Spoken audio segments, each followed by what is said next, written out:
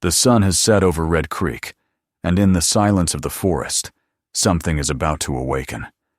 A story of courage, vengeance, and justice begins now. Before we start, write in the comments where you're watching from, and stay until the end. You won't believe what's coming. Don't forget to like this video and subscribe for more. The last light of day sank behind the peaks of Red Creek County, Montana, turning the pine forest into a cathedral of shadows. Steven Seagal drove his old black Jeep Wrangler along the winding road that cut through the mountains like a dark ribbon. The headlights sliced the mist, revealing the rough edges of pine trunks and the shimmer of wet asphalt. He was heading toward Silver Ridge, a quiet town where his old friend, Mike Harris, a retired Marine, lived in a small cabin near the river. It had been years since they'd met, and Steven had promised to visit before winter settled over the range. The world outside was silent except for the rhythmic growl of the engine and the faint whisper of wind through the trees. Halfway through a bend, Steven noticed a pickup truck parked on the roadside, its hood raised. The vehicle's hazard lights blinked faintly through the fog. He slowed down, his instincts alert, but his nature unchanged. Even after years of conflict, he couldn't ignore someone in trouble. He stopped the Jeep, stepped out, and called into the dark. "You all right there?" His breath turned to vapor in the cold air. No answer. Only the chirring of crickets and the distant cry of an owl. He walked closer, his boots crunching gravel. The truck's hood was open, but no one stood by it. Then came the sound, barely a hum at first, followed by the sharp buzz of electricity. Before he could turn, a flash of white light hit him from behind. Pain exploded through his skull, and the world spun into blackness. When Steven woke, his head throbbed like a drum. The ground beneath him was cold and uneven. The scent of pine sap and smoke filled the air. He tried to move, but his wrists were bound tightly behind a tree trunk. His eyes adjusted to the flicker of firelight. A group of men sat around a campfire 30 feet away, their laughter echoing through the forest. Flames painted their faces in harsh orange strokes, revealing rough beards, leather jackets, and tattoos of coiled snakes. Their leader, a heavy-set man with a red face and cold blue eyes, lifted a bottle of whiskey and laughed. "Can you believe it? The great Steven Seagal tied up like a scarecrow." The others howled with drunken amusement. Steven stayed silent, breathing slowly. The ropes cut into his wrists, but he didn't struggle. He watched, observing every motion, every shadow. The leader was Rex Dalton. He'd heard that name before. Dalton ran the Black Serpents, a gang that ruled the backroads of western Montana. Drug runs, hijackings, extortion. They left scars on every town they touched. Tonight they thought they'd captured a trophy, a washed-up movie star to mock. But Steven wasn't a character on a screen. He was a man who'd spent years studying the flow of movement, the patience of stillness, the way violence always came for those who believed it couldn't touch them. Rex leaned closer to the fire, waving his bottle. "You know, my cousin used to watch your movies, old man.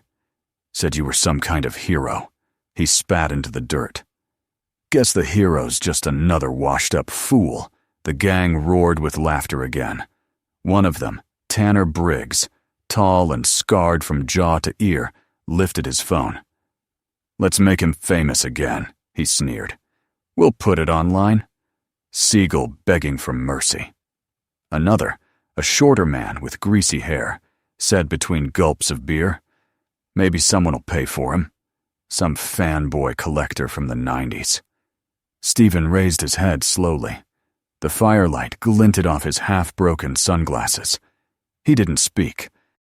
His eyes swept across the clearing, tracing the distance between each man, the weapons at their belts, the knives on the logs, the empty bottles scattered like breadcrumbs.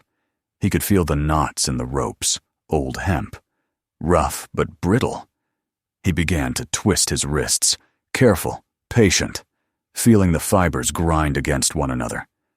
Hours seemed to pass in slow motion. The men drank more, shouted louder, their voices blending with the hum of the forest. Somewhere beyond the trees, a coyote cried out. Rex stood, swaying, and staggered toward Steven. "You don't talk much, do you?" he slurred, his breath heavy with alcohol. "Where's that tough guy my cousin worshipped?" He kicked dirt at Steven's boots. "Come on, old man, give us a show." Steven looked up, his gaze steady, his voice low. "You shouldn't have tied me to this tree." The words were calm, almost whispered, but something in them cut through the noise. Rex blinked, confused. "What did you say?" Before he could take another step, the ropes snapped loose. Steven's arms moved in a blur. One moment he was seated against the trunk. The next he was standing, his movements smooth as water. The rope dropped to the ground like a dead snake. The gang froze. For a heartbeat, nobody moved. Then Rex lunged, reaching for the pistol at his belt. Steven caught his arm mid-motion, twisted it with surgical precision, and the gun fell into the dirt. Rex screamed, dropping to his knees. Tanner stumbled up, pulling a knife, but Steven sidestepped, grabbed his wrist, and redirected his weight. Tanner's body hit the ground with a dull thud, the knife flying into the fire. Two others charged, one swinging a bottle, the other aiming a kick, but Steven moved with quiet efficiency. A strike to the wrist, a shift of balance, and both men were down, groaning in the dirt. The last one, wide-eyed and trembling, turned to run into the forest, but tripped over a log and vanished into the darkness. The clearing fell silent except for the crackle of the fire and the rasp of Rex's breathing. Steven stood motionless, his silhouette framed by the flames. The forest seemed to hold its breath. Rex glared up, clutching his arm. You're dead, old man. You don't know who we are." Steven bent down, his expression unreadable. "I know exactly who you are," he said quietly. "You're the kind that thinks pain makes you powerful." He straightened, looking at the black sky above the treetops. The air smelled of smoke and pine. "But tonight, you picked the wrong storm." He stepped away from the fire, the shadow swallowing him whole. Behind him, the camp lay in ruin bottles shattered, the fire dying to embers, and Rex Dalton moaning in the dirt. In the distance, the wind carried the faint sound of footsteps retreating deeper into the forest. Steven paused once, glancing toward the north, where the road curved out of the woods. Somewhere beyond those trees lay Silver Ridge, and the answers to why the black serpents were hunting men like him. He started walking, his boots silent on the pine needles, leaving behind only the echo of his calm, steady breath. The night of Red Creek had just begun. The forest was still breathing when Steven stepped back into the clearing. The fire burned lower now, its glow licking the broken bottles and scattered shells of the night. The smell of cheap whiskey and pine smoke mixed in the air. He knelt briefly beside one of the fallen men, checked his pulse, then looked toward the others. They were alive, beaten, but breathing. He had not come to kill them. Violence was never his goal. It was the tool forced upon him. He gathered the pistol Rex had dropped and emptied its magazine, tossing the bullets into the darkness before throwing the gun into the fire. The metal hissed as the heat claimed it. Around him, the woods whispered as though waiting for what would come next. Steven moved carefully through the shadows, scanning the perimeter of the camp. The black serpents were known to travel in packs, and where there were 5, there were always more. His instincts told him this was no random ambush. Someone had planned it. The truck on the road, the setup, the timing. It all pointed to a message. He looked back toward the bound and beaten men, the flickering flames casting warped shapes on their faces. They had mocked him, but he sensed fear now. Real fear. He could almost hear Rex muttering behind him, curses mingled with disbelief. The night wind shifted, carrying the faint sound of footsteps far beyond the firelight. Steven stilled, his senses sharpening. Someone was moving in the distance, too light for boots, too deliberate for animals. He turned his head slightly, letting his ears trace the rhythm. 2 steps, pause, 3 more, a retreat, not an approach. Survivors fleeing. That meant news would travel. He knew what that meant. More were coming. The black serpents didn't forgive humiliation. They hunted it down. He needed to move, but before leaving, he approached Rex, who lay half-conscious, clutching his twisted arm. "You've still got time to walk away from this," Steven said quietly. "Tell your people the roads aren't yours anymore." Rex spat blood into the dirt, his voice shaking. "You don't scare us, old man. You think this is over? Vince will find you. He finds everyone." Steven studied him for a long moment, his face unreadable. "Then I'll be waiting," he said simply, and stepped into the trees. The woods swallowed him. Each step was careful, silent. Moonlight filtered through the branches, painting silver lines across his torn black shirt. He followed the faint sound of water until he reached a creek. Kneeling, he washed the dried blood from his wrists, feeling the sting of the open skin. The cold water steadied him.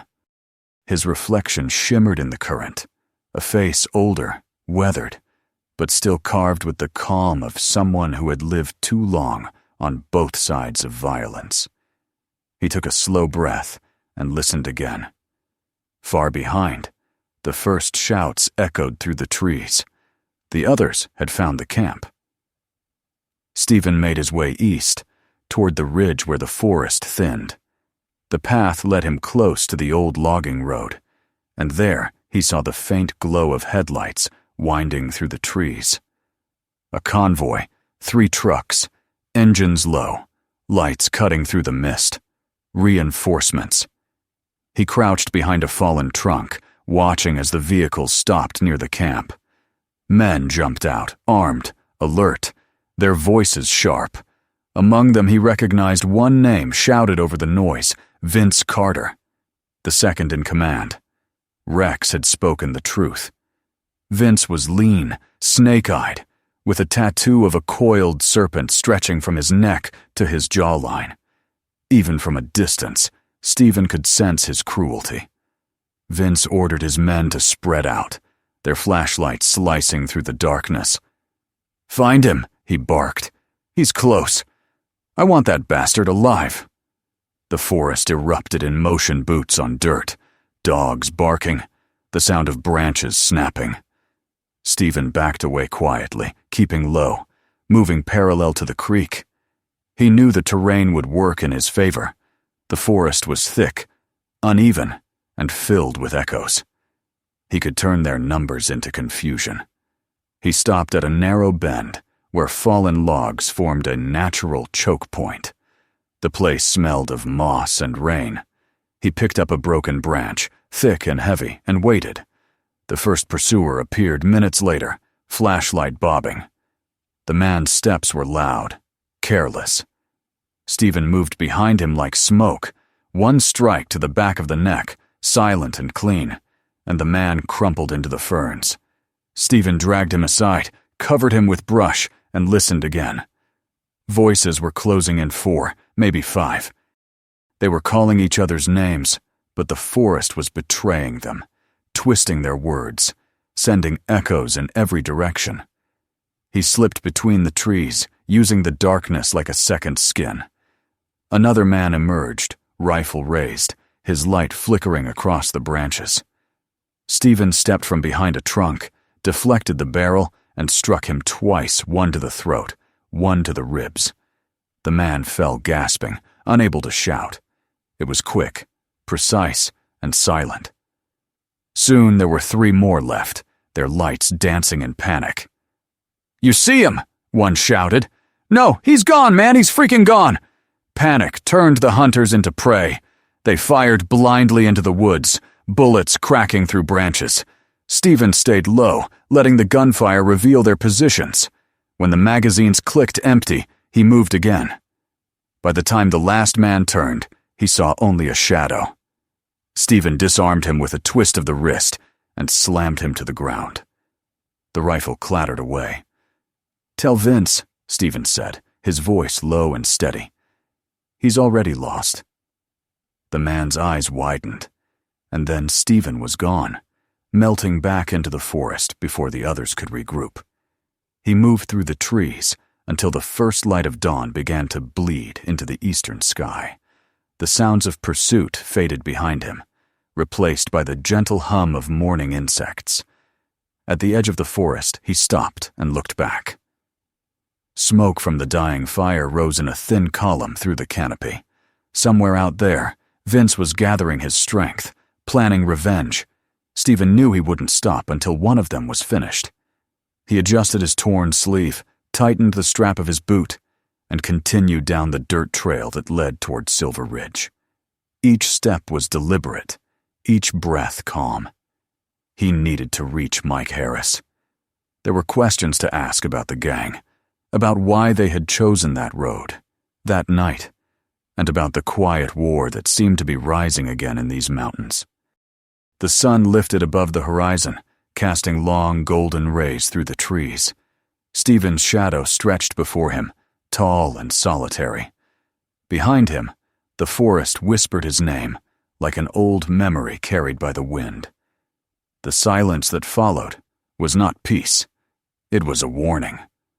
The first light of dawn broke over the ridges of Red Creek County, as smoke from the smoldering campfire curled through the trees. The air was heavy with the scent of burnt whiskey, gunpowder, and damp pine. Steven moved silently between the shadows, following the path that wound back toward the clearing. He knew the black serpents wouldn't give up after the beating their men had taken. They were predators of pride, and pride always came back, bleeding. The sound of engines echoed faintly through the hills. More of them were coming. He crouched low near a fallen log, his eyes narrowing as a convoy of trucks crawled up the slope, their headlights slicing through the morning mist. The forest held its breath as the vehicles stopped. Doors slammed. Voices cut through the quiet. 6 men stepped out, led by Vince Carter, a tall, gaunt figure whose eyes burned with the cold fury of humiliation. The serpent tattoo curled along his neck like a live brand. He walked with the casual arrogance of someone who believed the world owed him submission. Behind him, 5 others spread out, weapons raised, rifles, shotguns, and a single short-barreled carbine that gleamed like a promise of death. Vince knelt beside the wreckage of the camp, inspecting the bodies of his men. One stirred and groaned, clutching his ribs. It was him, the wounded man rasped. It was Seagal. Vince smiled thinly, his teeth flashing. Then we make sure it's the last thing he ever does. The black serpents moved through the clearing, flashlights cutting across the dirt and ashes. Steven watched from the shadows, measuring distance, counting steps. He could take 2 before the others reacted, maybe 3 if they fired slow. But killing wasn't his purpose. These woods were no man's kingdom, yet they thought they owned it. He adjusted his stance, slow and deliberate, feeling the forest beneath his boots.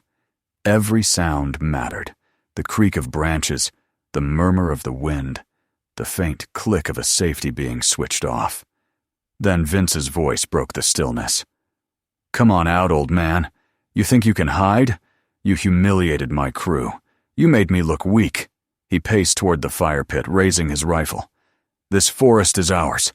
Nobody walks out alive." Steven stepped forward from behind the trees. The movement was unhurried, almost serene. His black shirt hung torn across his shoulder, dried blood tracing a line down his temple. The morning light caught the curve of his sunglasses, still cracked from the night before. "This forest doesn't belong to you," he said, his voice low and steady. It never did. The men flinched, startled by his sudden presence, but Vince laughed, a sharp, ugly sound. You think this is a movie? You think you get to walk away because you're some kind of hero? Steven didn't answer. His eyes scanned the semicircle of rifles around him. 6 men, all tense, all sweating. Vince stepped closer, his rifle raised. "You don't need to pretend," he said softly. "This is where your story ends." The air shifted. A gust of wind swept through the trees, scattering ash from the dying fire. Steven moved. His hand shot forward, catching the barrel of Vince's rifle, twisting it downward, with a motion so fast the others barely registered it. The weapon clattered to the ground, and Vince fell to one knee, his face contorted in pain.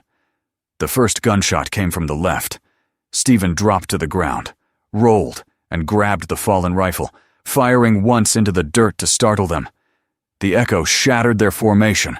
The man with the shotgun tried to aim, but Steven closed the distance in 2 strides, knocking the weapon upward and driving his elbow into the man's chest. The shotgun discharged into the air, birds exploding from the treetops in a frenzy of wings. Another came from behind, swinging a knife. Steven pivoted, caught his wrist, and redirected the motion, using the man's own weight to send him crashing into the embers of the fire pit. The smell of burning cloth filled the clearing. Vince staggered back, reaching for a sidearm, but Steven kicked it away and grabbed him by the collar, throwing him into a tree trunk with a dull crack. The forest erupted in chaos shouts, gunfire, the metallic clatter of dropped weapons. Steven moved through it all like a shadow wrapped in silence. Every strike was precise, every movement efficient. No wasted effort, no rage, only purpose. Within minutes, the clearing fell quiet again. The men lay scattered across the ground, groaning or unconscious, their weapons strewn among the pine needles. Vince was on his knees, clutching his shoulder, his eyes wide with disbelief. "You can't kill me," he spat. "You're nothing but a ghost, a washed-up myth." Steven crouched in front of him, his gaze level. "You don't understand," he said softly. "This isn't about killing. It's about stopping the fear you spread." Vince sneered, but his breath came shallow, his bravado fading. "You think you can stop us? There'll be more." Steven stood, the wind ruffling his torn sleeve. "Then let them come," he said. "The forest knows how to deal with snakes." For a long moment neither spoke. The only sound was the crackle of dying flames and the distant call of a hawk circling above. Then Steven stepped back, leaving Vince kneeling in the dirt. He looked up at the pale morning sky, the light filtering through the canopy. This wasn't vengeance, it was balance. He turned away, the echo of his footsteps fading into the trees. Behind him, Vince shouted curses that broke apart in the wind. The forest didn't answer. Steven walked until the clearing vanished behind him. His muscles ached, his breath steady, his mind calm. He knew the fight wasn't over. The serpents had roots deep in these mountains, tied to men in nearby towns, to power and corruption that reached farther than a single gang. But this night had changed something. Fear had shifted sides. He paused at the ridge, looking down toward Silver Ridge in the valley below. Smoke rose from chimneys, peaceful and unaware. He adjusted the strap of his boot and started down the trail. The sun climbed higher, spilling gold across the pines. Each step carried him closer to what came next. Somewhere ahead, in the small cabin by the river, Mike Harris was waiting, and Steven knew that whatever storm was coming, it would not pass quietly. The forest had gone quiet after the storm of violence, leaving only the soft rhythm of wind through the branches and the rustle of pine needles beneath Steven's boots. The air smelled of rain and smoke, heavy with the memory of what had just happened. He walked slowly back toward the clearing, his breathing calm, every sense tuned to the world around him. The sun had climbed higher, its light breaking through the canopy in pale shards. Behind him lay the bodies of the black serpents, alive but broken, their weapons scattered like dead branches. Vince Carter knelt in the dirt, his face streaked with blood and sweat, one arm twisted uselessly against his chest. He stared up at Steven with a mix of rage and disbelief. "You could have killed me," he hissed. "Why didn't you?" Steven looked down at him, his eyes unreadable behind cracked sunglasses. "Because killing you would be too easy," he said quietly. "You'll live with what you did.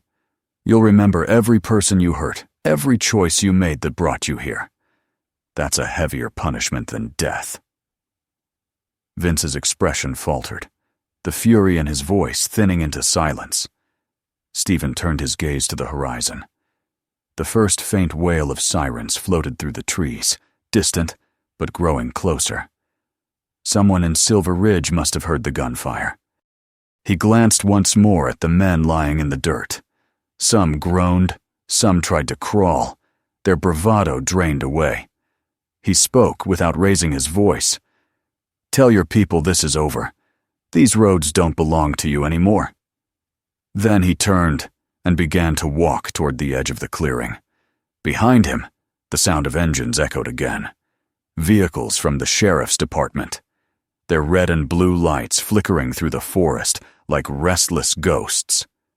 He didn't hurry. He walked as though the forest itself cleared a path for him. The wind shifted, carrying the smell of gunpowder and damp earth.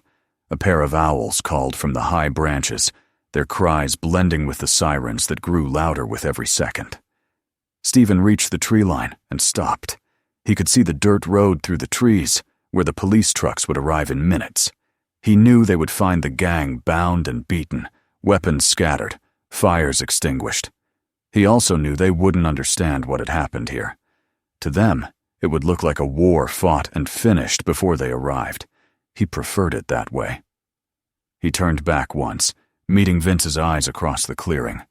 The man sat slumped against a tree, his breath shallow, his pride in ruins. For a moment, Steven saw not an enemy, but a reflection of all the violence that had shaped his own life. The difference was choice. Vince had chosen cruelty, power, domination. Steven had chosen silence, restraint, the narrow path between justice and vengeance. He gave a small nod, almost imperceptible, then stepped into the shadows and disappeared among the trees. By the time the police reached the camp, the only sign of him was the faint print of his boots in the mud. The officers fanned out, their radios crackling with static, their flashlights sweeping across the clearing. They found guns, broken phones, and the wounded men of the Black Serpents. Rex Dalton was unconscious, Vince barely able to speak. When they asked what had happened, Vince muttered something about a ghost in black who moved like the wind. The officers exchanged skeptical looks. To them, it sounded like the rambling of a man broken by fear. They cuffed the survivors, loaded them into trucks, and marked the site for investigation. Far from the noise and flashing lights, Steven followed the trail that led to the river valley. His hands were torn and raw, his shirt ripped across the shoulder, but his pace never faltered. He crossed a narrow bridge of stones where the creek split into two streams and stopped to wash his face. The water was cold, biting at his skin, but it brought clarity. The reflection that looked back at him was not the man from the movies or the one they'd mocked by the fire. It was the man beneath that legend, the quiet warrior who had seen too much of what violence did to the human soul. He took a breath and whispered to the forest, "It's done." The sound of the sirens faded behind him. The forest seemed to exhale, its tension dissolving into the wind. The light of midday spread through the trees, revealing the faint line of the dirt road ahead. Steven began to walk again, his step steady, the forest returning to life around him. Birds called from the treetops, and the air filled with the hum of insects. He didn't look back. The past was buried in the ashes of that clearing. Ahead lay Silver Ridge and the quiet cabin by the river where Mike Harris waited. He reached the road just as the clouds began to part. A shaft of sunlight fell across the path, glinting off the metal buckle of his worn belt. He paused for a moment, feeling the weight of everything that had passed. The black serpents would be finished. The law would take what remained of them, and the fear that had poisoned these woods would fade. But he knew peace never lasted. Somewhere, another storm was already forming, another shadow waiting at the edge of the horizon. He adjusted his jacket and continued down the road, each step carrying him farther from the echoes of gunfire and closer to the quiet he'd earned for one more day. The sun had already begun to set over Silver Ridge when the first reports spread through the town. Word of what had happened in the woods moved faster than truth, carried by cell phones, gossip, and rumor. Videos recorded from a broken phone had surfaced online, short, shaky clips that showed flashes of movement around a campfire, the outline of a man fighting like a ghost. The caption read only one thing: Steven Seagal defeats the Black Serpents. Within hours, it was everywhere. Locals watched the clips in disbelief. Strangers argued about whether it was real or staged, and yet no one who lived near Red Creek doubted it. They had heard the gunfire, seen the police trucks, and felt the sudden quiet that followed. Fear had lifted from the town like mist burning off under the morning sun. In the days that followed, law enforcement swept through the hills, arresting the remnants of the Black Serpents. Their leader, Vince Carter, was taken in with his arm in a cast, his voice trembling as he told stories about a man who came out of the darkness and took down an army without firing a shot. The officers laughed at first, but the evidence spoke louder than words. Weapons recovered, vehicles abandoned, tracks that led to nowhere. The official report called it a dismantling of a criminal organization through anonymous intervention. The people of Silver Ridge called it justice. At the local diner, a small metal plaque appeared on the wall near the counter. It read, "To the man in black who brought peace back to Red Creek." No one claimed to know who had placed it there, and no one asked. Truckers and travelers stopped to take pictures of it, the image spreading quietly across social media like a modern legend. They called him the Ghost of the Pines, the Lone Guardian, the man who moves like the wind. Harris, the old Marine living by the river, received a letter signed by the residents of Silver Ridge. It thanked him for his friend, for whatever he had done, for restoring safety to their roads. When he finished reading it, Harris folded the paper carefully and set it beside a half-empty mug of coffee. He looked out toward the forest, where the treetops swayed in the wind, and he smiled, knowing Steven was already gone. Far from town, beyond the ridges and valleys, Steven walked alone down an empty stretch of road that wound south through the plains. His Jeep was gone, stolen and stripped by the gang, but he didn't need it anymore. The road was quiet except for the whisper of wind through dry grass and the distant hum of an approaching storm. He carried no weapon, no baggage, only the memory of the forest and the echo of the violence he had left behind. His shirt was torn, his hands still raw, but his steps were even, steady, unhurried. Each mile carried him farther from the noise of the world and closer to the silence that had always guided him. He reached a hill overlooking the valley just as the last light touched the horizon. Below him, the town glimmered faintly, safe and unaware of the man who had kept it that way. He watched the lights for a long moment, his expression calm, almost peaceful. A faint rumble rolled through the sky, thunder announcing the coming storm. Steven tilted his head slightly, as if listening to something only he could hear. "Some storms don't pass," he murmured. "They move." He took a slow breath, the air thick with the smell of rain and pine, and turned back toward the open road. The storm broke behind him, wind sweeping across the trees, the sky flashing silver with lightning. He walked into it without hesitation, his dark silhouette blending with the gathering shadows. The thunder rolled again, fading into the distance. By morning, the rain would wash away the last traces of the battle, the broken camp, the footprints in the mud. The forest would breathe again, clean and alive. Weeks later, travelers passing through Red Creek still spoke of him. Some claimed they saw a tall man in black walking along the highway at dusk.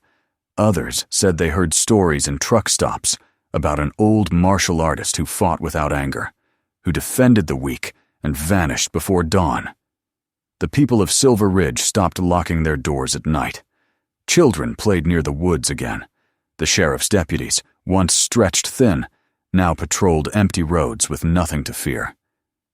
In the gas station by the edge of town, someone left a new inscription on the wooden post near the door. It read, "Justice doesn't need a badge." Below it, written in smaller letters, someone had added, "He moves with the storm." The plaque caught the sunlight each morning, gleaming faintly like a promise. Somewhere far beyond the mountains, Steven kept walking. The world around him changed. Forests gave way to deserts, rain to dust, but his purpose remained. He wasn't chasing peace, he was carrying it with him. Behind him, the legend grew, spreading from diner to highway to the quiet corners of America, where people still believed in the strength of one man standing against cruelty. He never looked back. The wind rose again, tugging at his worn black jacket, and he disappeared into the horizon, a solitary figure moving with the storm, leaving behind a world a little quieter, a little safer, and a story that would never die. If this story kept you on edge, write in the comments where you're watching from. Leave a like, share this video, and subscribe to the channel. The storm isn't over, it's only moving on.